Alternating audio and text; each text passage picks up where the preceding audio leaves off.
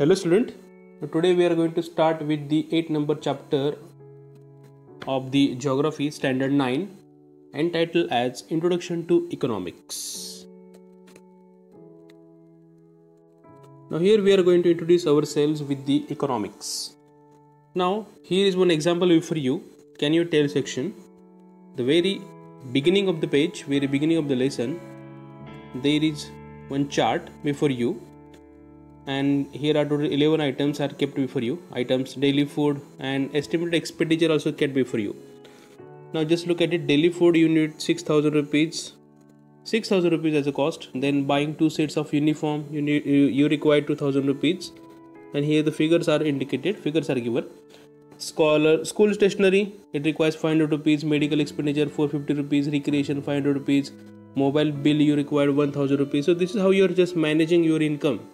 Okay, you're just cross verifying with your income and how much you can cover it and what are the expenses you need to do. Then vegetable, fruits 1,000 rupees, public transport, electricity bill 1,500 rupees, tourism 4,000 rupees and bank installments 3,000 rupees. So this is how we monthly plan our expenditure, that how much our income is and how much our needs are, how much expenses are, how much money we need to spend, what are our needs. That always we try to fix between these two things. And every time we are just thinking about our budget and we are covering everything.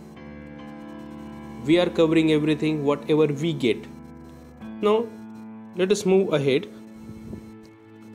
Suppose this is your expenditure this month and your monthly income is 20,000.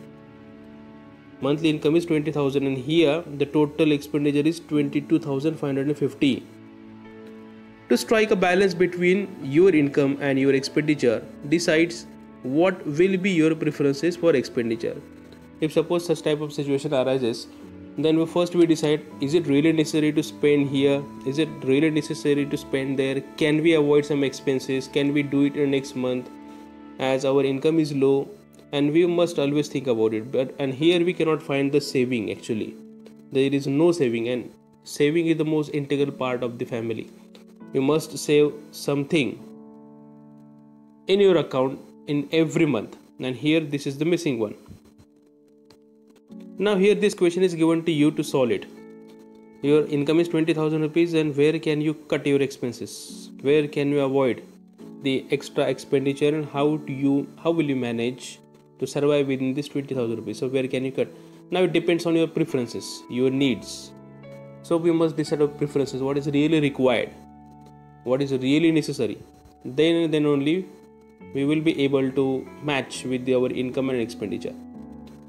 Now after discussion on the above activity, you will realize that management of individual or family finances is mainly related to income and expenditure.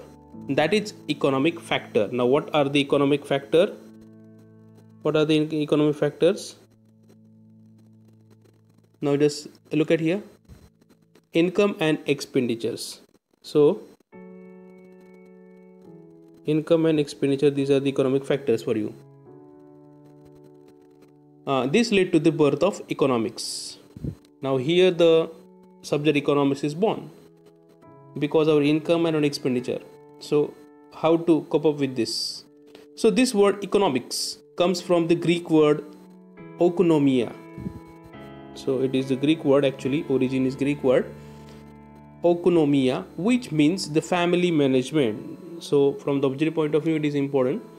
What is the meaning of this oikonomia by the Greek word? So it means the family management of family.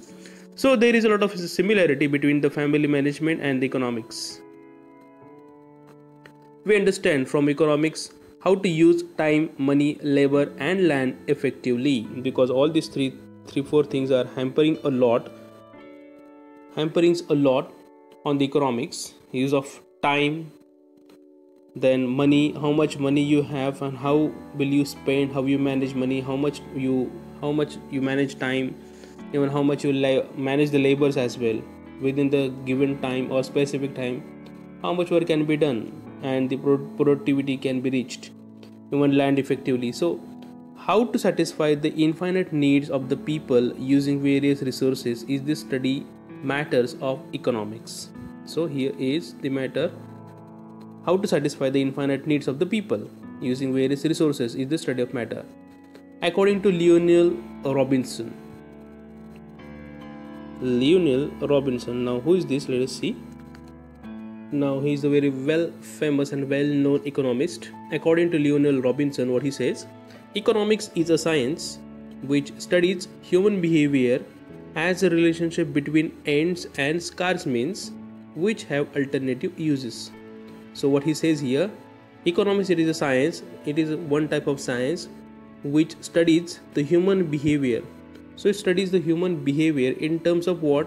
The relationship between the ends and the scarce means. Ends means here the needs, and the scarce means ends, that is our aims, our needs, our wants, and our scarce means and our least wants, what we exact want on what we want but in a lesser manner, so which have alternative uses. So it has alternative uses to our lesser, what we want in a less manner. So what can we adjust there? So it is the study between these two and its behavior. So it is called as economics. This is what he defines. As we manage the finances of our family, similarly villages, cities, states, countries and world also need to have economic management.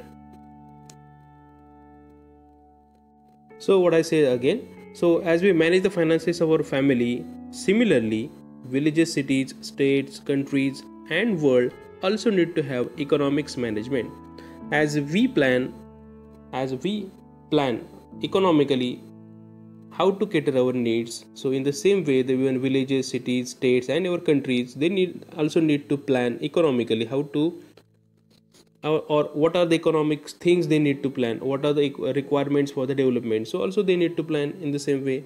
Geographically speaking, the enterprises related to the production, distribution and consumption of goods and services in a specific region is called an economy. So this is the best definition is also given. So it is the distribution. So geographically speaking, the enterprises related to the act related to the production, distribution and consumption of goods and services in a specific region is called economy. On a global level, there are three types of economy. Now what are those economies? Let us see. Now let us learn about the types of economy. Number 1, capitalistic economy. Capitalist. Here the ownership and the management of means of production is in the hands of private individuals. Here the word capitalist itself declares the meaning, those who have the capital or the money in the hand. So ownership and the management of means of the production is in the hands of private individuals. So industrialist, here we can say the big tycoons, they govern the country. So main aim is to earn maximum profit, of course, as it is a private, so they keep the aim of earning more and more maximum profit. For example, the countries like Germany, Japan, the USA have adopted such type of economy. So which are the countries having capitalist economy? Germany, Japan and USA. So these three countries has the capitalist economy, as they have the ownership and the management of means in the hands of production is in the hands of private individuals for earning more maximum profit. Second, we have socialistic economy. Socialistic economy is for the society. The means of production belongs to the society as whole, that is the government's control. So here the socialistic, it means total control of the government, everything in the hands of government, not the private but the government. The means of production belonging to the society as a whole, that is the government's control, and main aim is to achieve social welfare. So it is not only for particular group or particular society, caste, gender, it is for all, for achieving the social welfare of every strata of the society, every section of the society.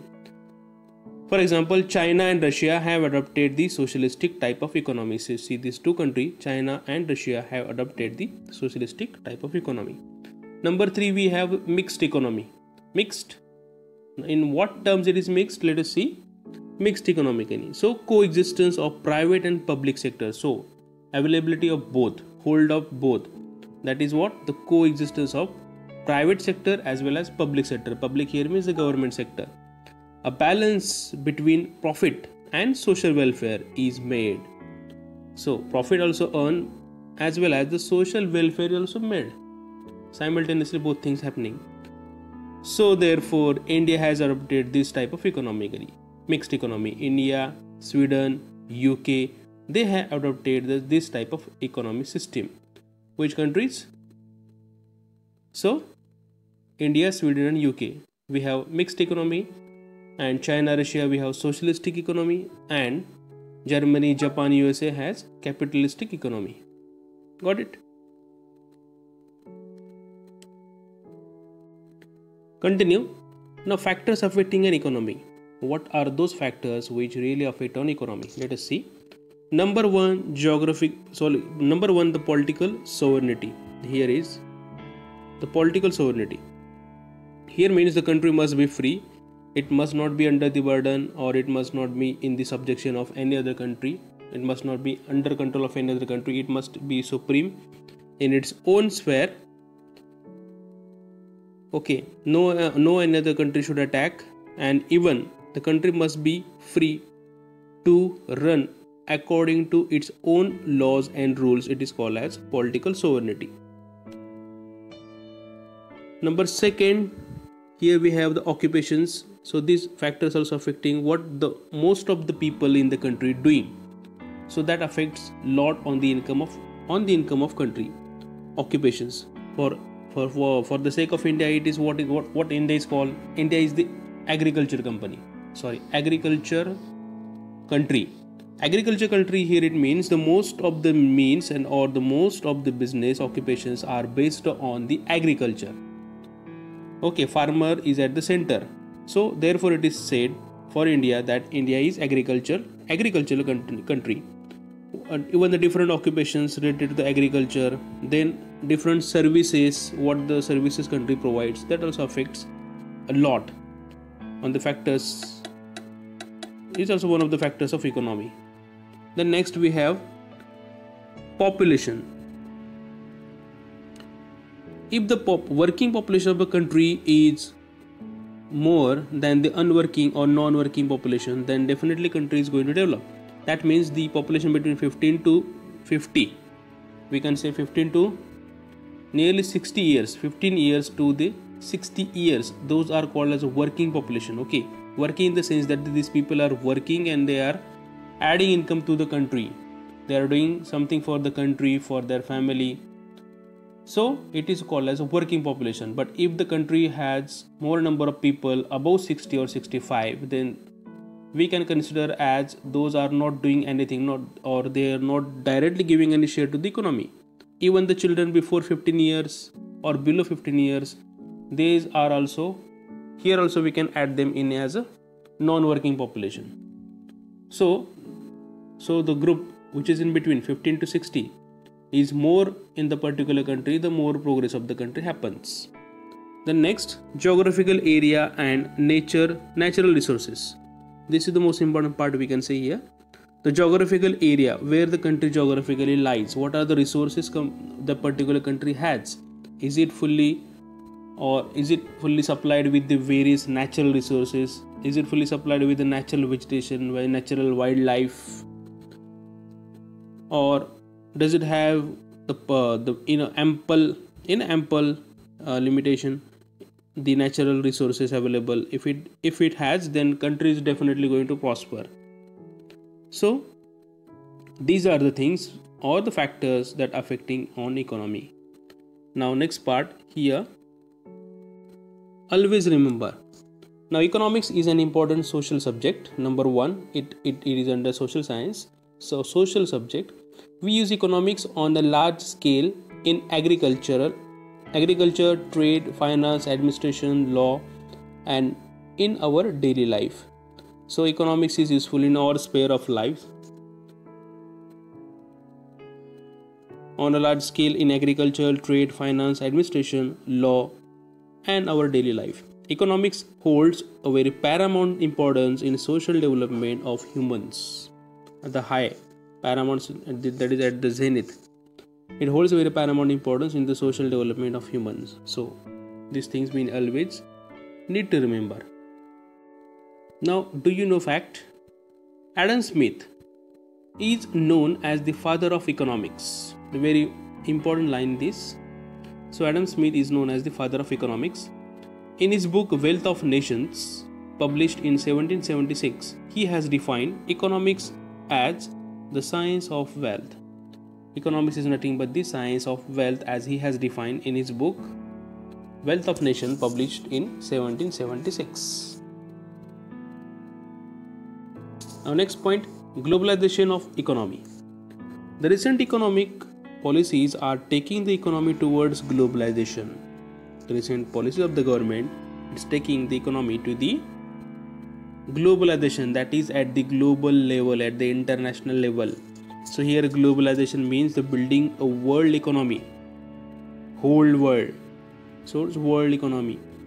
World economy is an borderless economy in which natural resources, profit services, capital, labor and technology flow freely across borders of countries. So world economic, it is a borderless one. Okay, it cannot be stopped by any other particular country. All our countries are very free to do its business on the international level, in which the natural resources, profit services, capital, labor, technology, it must flow freely. It must move freely. It must have free flow across the borders of the countries. Globalization means aligning the country's economy with the world economy. So it means, in short, it means aligning the country's economy with the world economy, taking particular country's economy to the international level. So that is the globalization. There is a free trade and all restrictions on investments are set aside. Economic globalization.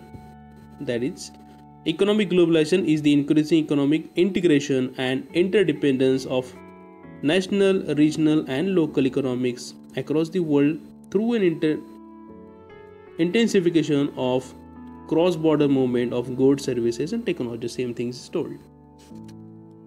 So that is, in short, globalization economy, it means taking country's economy to the international level, reach to the international level. That's it. Let us look at the functions of an economy. Every country has a different economy, right? As per the availability of natural resources, working population, okay, and political factors. So on these things, every country has a different economy. Nevertheless, the main functions of economy are similar. Functions of economy are similar. Some of the main functions of the economy are as follows. Now, what are those? Let us look. Deciding the product and quantity of its production. It depends on the need of a particular country, of the people as well. Deciding the product and quantity of its production. Minimize the production cost as much as possible so that more things can be sold. If the production, minimize the production cost. So distribution of national income according to social and economic justice. So distribute the national income according to the particular country's social and economic justice policy. Making appropriate provisions for the economic needs of the future. Make the provision of the economic needs of the future. Deciding for whom the goods will be produced. That is deciding. That means targeting the products for whom we are doing, for male, female, for boys or particular age group, so that company can decide or particular country can decide. Deciding for whom the goods will be produced. Thus, an economy strives to create a balance between limited resources and unlimited needs. So it create a balance between limited resources and unlimited needs. So here, let us look some more functions of economy.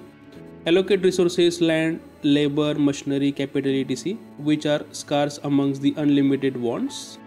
Scarce here means less. Solve basic economic problems, that is what should be produced, for whom should be produced, or how should it be produced, like this.